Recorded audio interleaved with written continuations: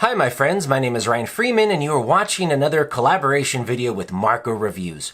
2 days ago he made a video about cash. He held up a $5 bill, not very crisp, and he went on to describe his distaste for this form of currency.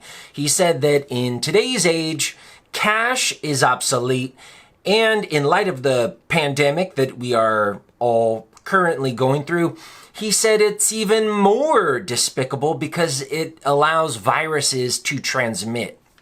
And he further went on his crusade against the currency of cash by saying that it's very inconvenient when we use it because it causes delays in the checkout process. This is a guy who's in a hurry. This is a guy who's worried about diseases. And this is a guy who believes in the future and the progress of technology. Okay, so with that being said, I'm going to give you guys my opinion. I'm going to put the link of his video down below, so if you want to watch that first or after, up to you, as to your taste. Marco Reviews kindly threw this out to me, and I appreciate his giving me impetus to make another video. So, cash, yeah. So I agree with some of the things that Marco Reviews says. I do believe it is a bit obsolete in most cases, not all cases, but in most cases. But I do want to say this, and I want Marco Reviews to take note, okay? Because I have an excellent example of why you should always carry some cash, even in 2021.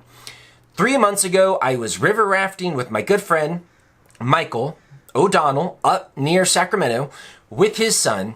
And before the river rafting trip, I was staying at Michael O'Donnell's house. By the way, I met Michael O'Donnell through YouTube as well. Anyways, I'm staying at Michael O'Donnell's house, and he is complaining about his millennial son. His son is 25 years old, works for a startup in San Francisco, and he never carries cash. And once in a while, they'll go to a little mom and pop cafe that only carries cash. And so Michael always has to pay, and his son just always has the convenient excuse that he's a cashless man. Michael O'Donnell just complains about all of the changes of technology because he's an old school guy. He's in his 60s. He likes old cars, old things. And so a lot of old people don't like all of these changes, cash and otherwise. So he was complaining about his son's reliance on this sophisticated new technology and never having cash. And then the day of, we go river rafting. And if you ever go river rafting, one person has to park at the start and one person has to park down below, because when you finish your rafting down the river, you guys have to drive back up to where you started. So Michael's son, Josh, parks his car at the end point. We go up. We have this amazing day of river rafting. We see real bald eagles, wild blue herons. It was just gorgeous. Had some scares, but got through it safely. And we go to Josh's car. It was actually his girlfriend's car, to put in our rafting gear and drive back to our camp and crack open some brewskis and enjoy a nice fire and our meal. But guess what?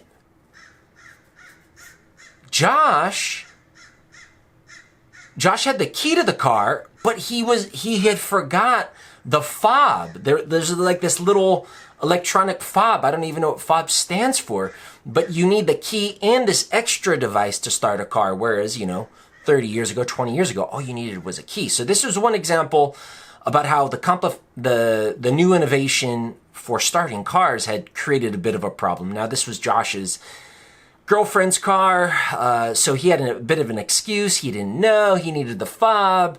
The fob was back at camp. His dad got so angry because he was complaining to me the days leading up about his son's over-reliance on this new technology. So that's just about technology, but on to the cash. So what are we going to do? Well, obviously, we're not just going to walk all the way back to camp. That would take us all day or quite a part of the day. So we decide to hitchhike. And Michael O'Donnell, who has hitchhiked around the world, throws out his thumb, flags down, like right away, like within a minute after his explosion of anger at his son, flags down a a sedan with a Mexican family that didn't speak any English. And this is all farm country. A Mexican family that didn't speak any English. It's a crowded car.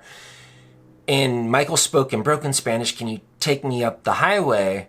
But they wanted $20. Well, guess what? Michael's son, Josh, is a cashless man, didn't have $20.